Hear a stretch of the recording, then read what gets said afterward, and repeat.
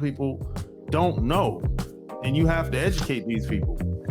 And sometimes you also find that maybe they're not lying, but they're also telling half truths. Yeah. So you can start a podcast, for instance, like there's so much money in this, but they're not telling you what they are making. They're not telling you that, hey, by the way, like I ain't got no sponsors just yet.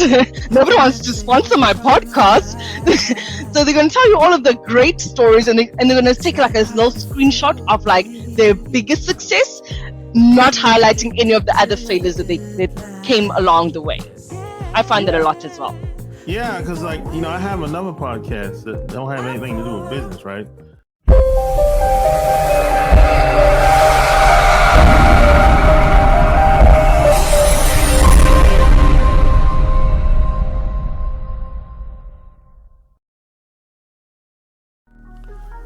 This episode is brought to you by ERC.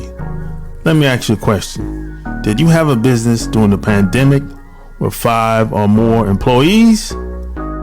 If the answer is yes, you might be leaving money on the table. All you gotta do is go to ercbankroll.com and you can get your money.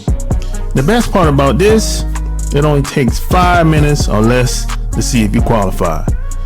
Go to ercbankroll.com and put in your name, email address, answer 2 questions, click on the submit button, and you're done. It's that simple. And get your money. So don't wait. Go to ERC Bankroll. Ladies and gentlemen, back at you with another episode of the Online Marketing Secrets Podcast. I'm your host, Lopez. So like and share this episode. So today is going to be a good episode. This is going to go down as a classic. If you want to know what it takes to start a side hustle and be successful and never fail at whatever you're doing online or even offline, this episode is for you. If you ever thought about starting a side hustle or starting a business, this episode is for you.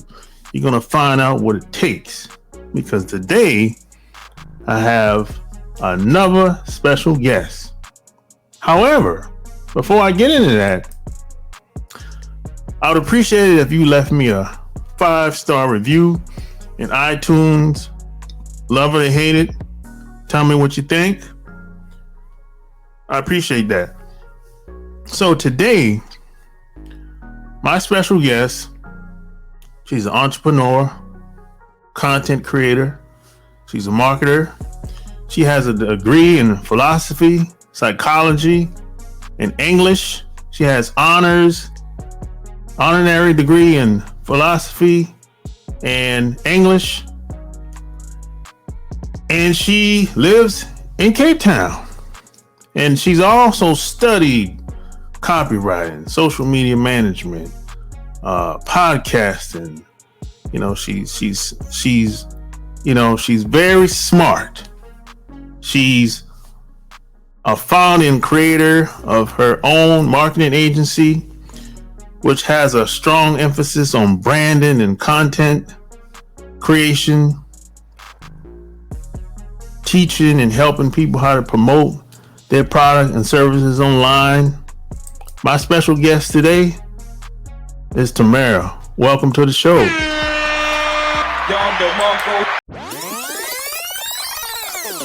So, where are you from? I am from South Africa. I am currently based in Cape Town, but if you're asking originally, then that is East London, South Africa. Oh. So, small town, it's not as developed as Cape Town is. So I decided, I need to get out of that town. I need to move to a bigger city to pursue opportunities. Oh, okay. That's nice. I haven't had the opportunity to get over there yet, but hopefully I will someday. Well, you should. Definitely should. Yeah. So what got you started in marketing? I mean, because most people I know, they don't go to school for it. Some very few people do, but the majority of the time, some people say, "Hey, I didn't go to school for it. I just got into it because of a lot of different reasons." So how'd you get started? So my story will be similar to them. I did not study for marketing. This was in 2020. So previously I had tried starting different businesses, and the majority of them failed, or they did not get the results that I expected and I wanted. So in 2020, I took a step back and I told myself, okay, Tamara, figure out what is it that makes businesses successful. Because surely there is something that I am missing that all of the other people out there know. So I read a whole lot of books. I watched a whole lot of YouTube videos, got onto podcasts and all of that.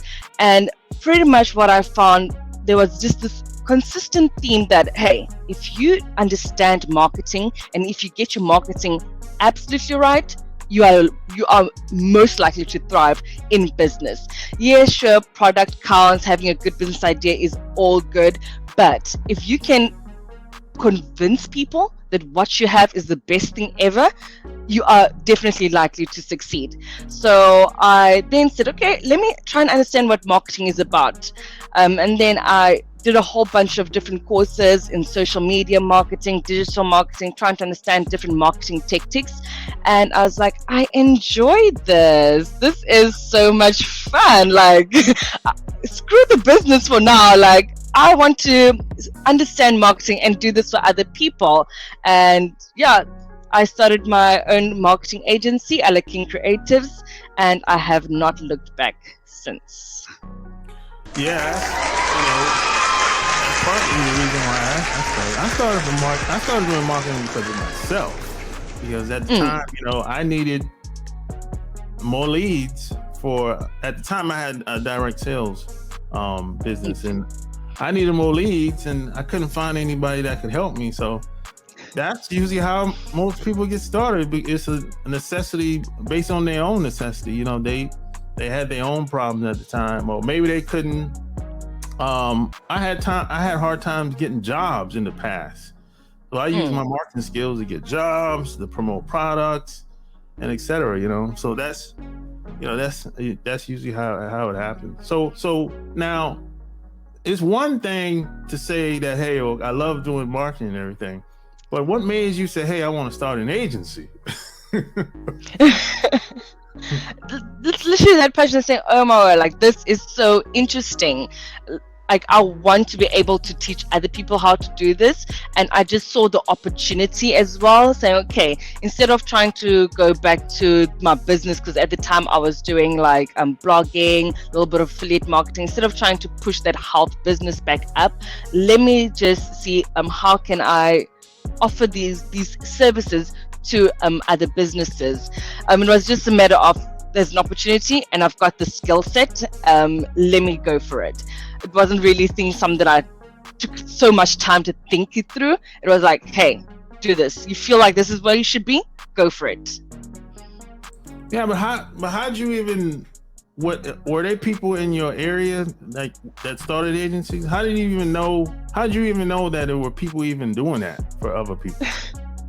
The research. So I just did a lot of research, and everything. So not everything, but like a couple of people were like, hey, there are marketing agents out there. You can start your own little marketing agency by offering like sort of smaller services. So like, your big corporates, they would offer like these large scale marketing services to like PR, television advertising. So all of those, like, we're like, okay, there's an opportunity here in digital marketing to offer like niche services like your social media, trying to understand, okay, how do I become popular on Facebook? I am already popular in the mall that I'm situated in. That's already some people know me, but like, how do I build that brand online and get a different sort of audience group to see who I am and what I'm all about? So it was just a matter of, I saw the opportunity and I was like, let me try this out. That's good, because I started doing marketing when I started offline marketing first, and then I came online, and then I've pretty much never looked back since. But not saying that I don't do offline marketing, but a lot of people don't like online marketing because things change. They change the algorithm from time to time or whatever. And a lot of people don't understand how things work, especially like clients. So what are some, I guess, challenges that you have with some clients? Because there's some clients, they have like unbelievable expectations. So you do find like some of those clients that have unbelievable expectations. So from that perspective, what I usually do is suss them out, like when I'm still trying to onboard them, trying to figure out, okay, is this client going to give me a headache or not? And if I feel like they might just give me a headache, I'm going to cancel that contract pretty much immediately, or whatever work I'm already doing for them, I'm going to be like, okay, you know what, after this project I am done, because I do not need more headaches in my life. I've got too many other things to worry about.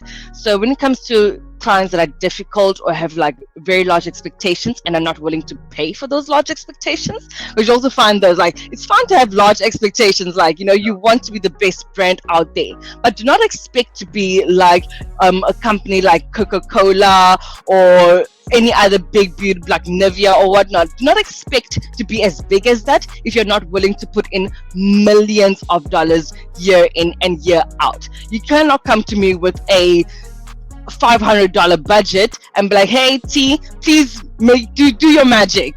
It does not work that way. Yeah. So it's also about, hey, what is the person's budget and what are the expectations, and are they willing to pay for their higher expectations?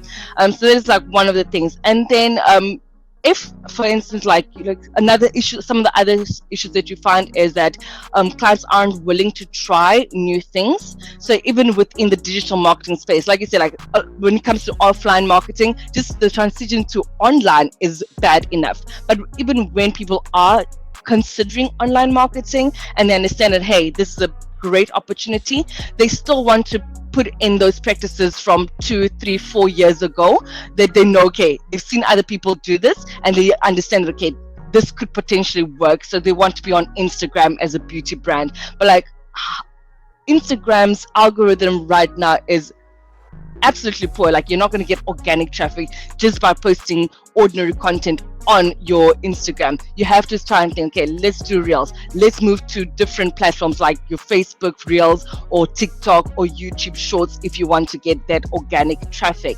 And then again, if you want to be on Instagram, then pay Mark Zuckerberg to be on the platform and get exposed to more people. So I feel like so it's the whole fact that people are not willing to transition, they've got large expectations.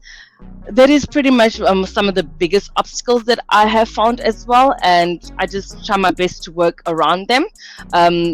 When it comes to clients that don't want to try new things, I'm like, okay, cool, let us stick to what you want to do, and then I'll show you, hey, these are the results you are getting.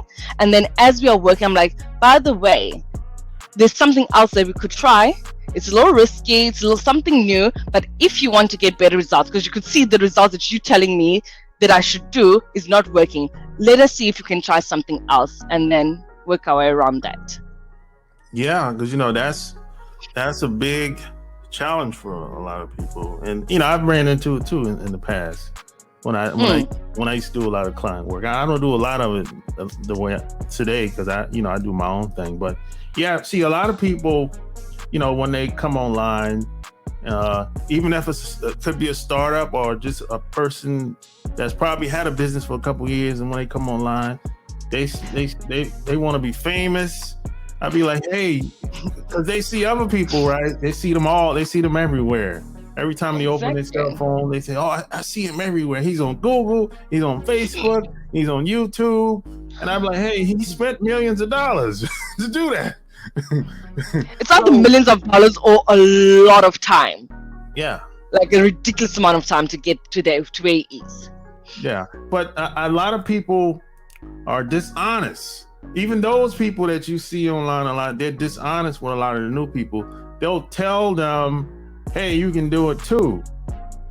They don't tell them, they don't tell them how The they behind did. the scenes. Yeah, see, that happened to me. I when I first came online, I met people, and they were getting all the views and all the leads, and it was crazy.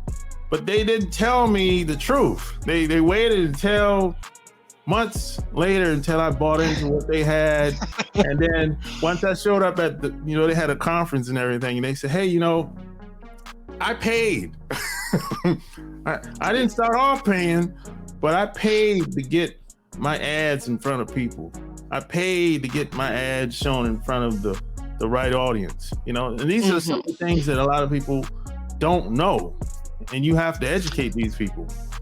And sometimes you also find that maybe they're not lying, but they're also telling half truths. Yeah. So you can start a podcast, for instance, like there's so much money in this, but they're not telling you what they're making. They're not telling you that, hey, by the way, like I ain't got no sponsors just yet. Nobody wants to sponsor my podcast. So they're going to tell you all of the great stories, and they're going to take like a little screenshot of like their biggest success, not highlighting any of the other failures that came along the way. I find that a lot as well. Yeah, because I have another podcast that don't have anything to do with business, right? But people will see that, they'll be like, "Oh, you got over 250 something episodes." I'm like, "Yeah, but I don't got no sponsors." And I said the main reason why I keep doing it, because people want to hear it. And I can monetize it because I wrote a couple books and I created a couple programs. But if it wasn't for that, I don't know if I'd keep doing it because it takes a lot of time, and it's a niche market. Like it's a relationship and dating podcast, so that's kind of a niche market. It's not like a big market like a business podcast. With business, yeah. And a lot of people. I found it's very difficult to meet people, to get to know people in that market as well. Because, some people, they don't want to show their face, or they just want to, just do their thing. And relationships are a sensitive topic as well. You have to understand that. Like, nobody just wants to put their dirty laundry out there in public. Yeah. So it's a niche market. You know what I'm saying? But a lot of people will see and hear me, and they'll be like, "Oh, you must be making millions." No, it takes a long time. It's only been 2 years. And trust me, there is someone out there that would have been like, "Yeah, of course. Like, I'm making it. Like, I'm so successful. Like, I'm getting money." Like, they try and hide the fact that, hey, they're putting in so much effort and not getting any financial sort of returns on that just yet. Yeah, it takes time, And then people will say, "Well, what about the celebrities?" Well, they're celebrities. I'm not a celebrity. I'm not a public figure. Now, if you're a entertainer, that's completely different ballgame. That's completely different. But if you're starting from scratch, nobody knows you. Maybe you know some people in that market. Great, but it's still going to take time. It definitely will. And you know what, like talking about the whole celebrity thing, I want to start a podcast as well. And I've thought about that as well. Like, hey, why not position my business, my podcast, in such a way that it drives some almost like an entertainment aspect as well, and not just the information that we share. So just a little idea there for anyone that's listening, thinking about starting a podcast, turn it into an entertainment business as well. So besides the interviews that you're having, like, for instance, go out on coffee dates with the people that you are having an interview with beforehand, if you can, and then you show how you are going around having coffee, put that up on TikTok. It's sort of drive that entertainment aspect of things, and not just the informational part and the educational part. Yeah, I mean, that's a good idea. I've told people that if you can pull it off, do it. If you can pull it off, exactly. You have to have the personality for it. Yeah, because, I'm not around people all the time. So I'm not going to be able to pull that off. Now, I mean, every once in a while, I go to the conference, I go, it might be the holidays or something like that. But I know, like, this one girl, her whole podcast is set up just like you just said, with that theme where she's hanging around with her friends at the coffee shop on vacation. They're traveling together. The whole thing is built around that, and that's great if you can do that. If you can pull it off. Yeah. Like social media definitely needs a certain personality, and you have to be willing to put yourself out there in a way that is more vulnerable than just interviewing someone one-on-one. So yeah, it is. That's what I'm saying. Like, it's something that I'm also thinking about, because I had started like social media, like Instagram sort of content in the past, and honestly, like it's not that fun. It looks fun for other people, but like really the work that goes into that, first and foremost, the anxiety that comes along with all of that, it is huge, because you have to think like, oh my word, like here I am putting myself out here in a way that is vulnerable, and I'm not sure how people are going to interact with my content. I'm not sure how they're going to accept my content. I'm not sure if they're going to like me. So there's a lot of internal work that has to take place as well if you are thinking about doing that. Yeah, no doubt. It definitely takes some time to get used to being on camera or just speaking in general, So how did you know, while you were reading the books, learning marketing and doing it, how did you know, hey, was it a certain point where you was like, hey, I'm pretty good at this? How did you know? For me, like the biggest thing is like the sort of engagement I get on my LinkedIn, and having people tell me like, oh my word, I've kind of applied some of the things that you've taught me and it works amazingly. So it is getting that sort of physical, I'd say, result just in the film, because it is online. Like, it is your engagement, it is your likes, it is your growth, that is going to say like, okay, I think I know what I'm doing here. So on a personal level, like that was the first thing. And then again, for my clients as well, getting them the results that they want. I'm like, okay, they're happy with what I'm doing, so clearly I must be doing something right. I'm yet to find clients that complain like crazy about me. In the my very first client, like there was just a major disconnect, and I'm sure they hate me. So like, but after that, like I was like, okay, let me try and understand the individuals that I'm doing business with first before I jump straight into marketing their business. And that is what I said earlier on as well, like, hey, I try and figure out, hey, is this person going to give me headaches or not? Because I do not want any sort of experience where I'm working with someone and they are not happy with me or my services. So I try and suss that out very early. Yeah, I mean, everybody's not for everybody. You have to ask the right questions and see if you're a good fit. 100%. Yeah. So I guess, who's your ideal client anyway? In a perfect world, is it small businesses? Is it startups? Is it big businesses? So right now, my ideal clients would be people that.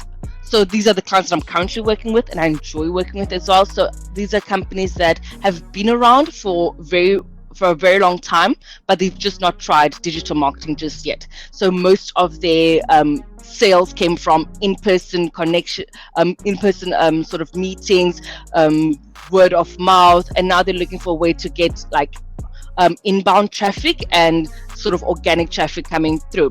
So those are the clients that I work with a lot, and I find that, hey, because they've been in business, they as well understand what they need. Because I've worked with startups before, and like I now have to pretty much build your business plan for you, and again that adds an extra headache for me. So working with startups, like I literally I'm trying to move away from that as much as I can. And as much as I give a lot of information to startups, I now find that, okay, startups now come to me and like, hey, can you do our business for you? And I have to be like, no, please figure it out first, and then you can come to me when you are ready to scale to that next level. So my ideal client is people that have been in the business for at least a decade, so they understand their product, they understand their services, and now just require me to amplify that message for them. Yeah, that makes sense to me. So being that you live in you're in Cape Town. You're not where I'm at in North America. So what's the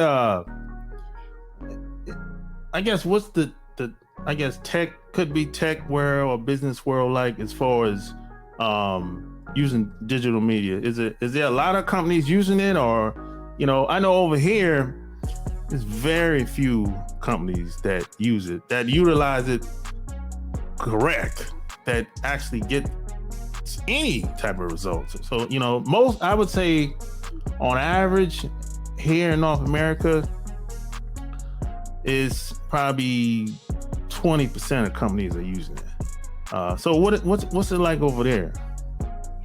So when it comes to Cape Town, Cape Town is actually considered the tech hub of South Africa. Correct me if I'm wrong, anyone else, but I believe it's considered the tech hub of South Africa because a lot of businesses within this area in particular are more inclined to accept technology, newer technologies, and be willing to use that in their businesses. However, what I do find is that South Africa as a whole economy and businesses at large, they are not very in tune with newer technologies, and they're not always open to trying them. So in as much as we do understand, hey, there's social media, there is AI now, like we are very skeptical about trying things out, and it does take a lot of effort for you to actually finally get people to see, hey, this is a good opportunity, like this is the way to go. I remember when I started Alaking Creatives, I finally found the niche of digital technology, and I was trying to educate people about all of the newer technologies like your blockchains and your AI, and trying to make them see that, hey guys, here is the vision, like this is what is possible. And everyone was looking at me like I am absolutely insane, and I totally understand that, because at the end of the day, what is around you is the only is your reality is the best way to get sort of input. And if you're going to be telling someone that, hey guys, this is the future, they are not going to really want to accept that just yet unless they see at least 100 other people within the industry doing it and doing it successfully. So I've had to tone myself down as well, in terms of trying to make my clients understand everything that is possible with digital technology. Because what I initially wanted to do was to say, hey guys, this is the future. And if you get into it now and understand it now, by the time it is popular for everyone else, you are going to be the lead in that. That was my vision, that was my intention, but people don't want that. They want what is happening now, and can I get that as well? Yeah, exactly. So it sounds like it's about the same here in North America versus being over there. Yeah, a lot of people are not, well, a lot of companies are not open to it, and a lot of times it's because they don't want to pay. They be like, well, if we start doing what you're saying, we have to pay millions of dollars for that. We have to teach everybody that. And 100%. They'd be like, well, I don't. They can't justify the cost in most cases. They might agree. They'd be like, oh, I agree 100%. Yeah, we should do videos. I should be doing it, but they say, well, how do I justify that the rest of my employees? That's where a lot of that comes from. And you have companies like let's take a real estate company like Remax or Century 21, where they've been doing the same thing for 200 years. And I come in and I'll be like, hey, y'all should be doing videos. You should have your realtors do videos and online on Facebook, LinkedIn, and give them a call to action at the end of the video. They'll be like, that sounds like a good idea to me, but at the same time, they're gonna be like, "No, we what we're doing, it's working." I said, "Yeah, to a certain extent, but you got a 70% dropout rate, so it's working for a small percentage of people, but at the same time, they said you're right, but we can't justify the costs." So they don't know what if they're going to get that particular result that you are sort of projecting on them. Yeah, and because the CEO or at least the highest person in the chain, and when it comes to marketing, they're afraid if they make a bad decision, that they might get fired. So that's usually or perhaps maybe like someone says the wrong thing on video, and now they've got like a bad rap. Everyone's cussing them out on Twitter. So I'm sure they also have to think about that. Yeah, so that's where a lot of that the pushback comes from. So what made you decide to start writing? You wrote a book. Yeah. So last year, I got an opportunity to be a ghostwriter. So I was writing like a whole lot of books for other individuals, business, marketing, finance, a bit of health, well-being, even like a bit of real estate. At some point as well, someone wanted me to talk about Airbnb businesses. So I was doing the research, collecting the data, putting together the books, and then just handing it over to the client. And eventually I'm like, I want to know what happens after I give my book away. Like, I want to see the process when it goes up on Amazon, when you put it up on Facebook, and start advertising it. Because I'm a marketer at the end of the day, so I wanted to know what happens after the product is out there. And that's when I was like, okay, let me then write my own book. So I had completely stopped writing any sort of ghostwriting books for any other person.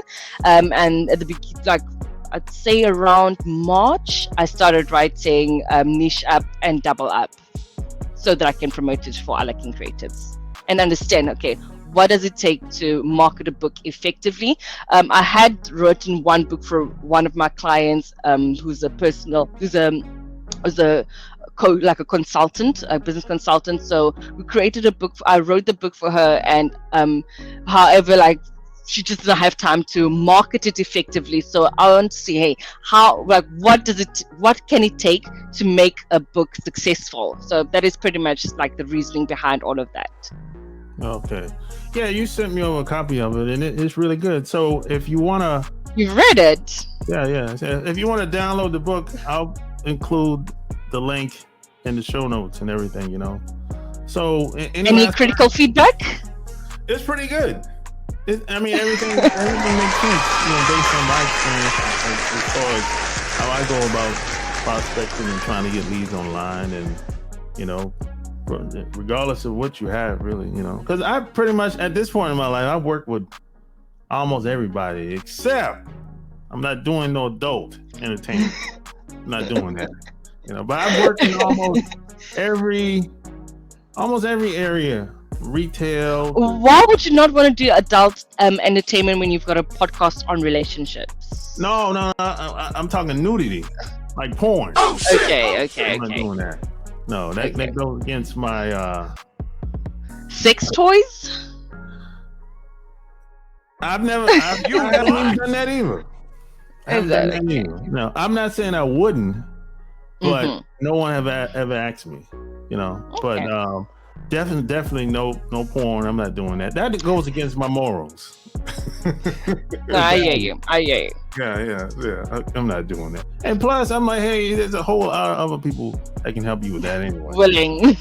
Exactly. So, but yeah, that's such a good niche to be in for anyone that's considering it. Perhaps that could be an interesting niche to be in, trying to understand that whole market properly and finding ways to market it effectively on social media, because right now that is not allowed. So finding ways, how can you drive traffic from Facebook to your website or to wherever in a way that is not too explicit. I agree with that 100%.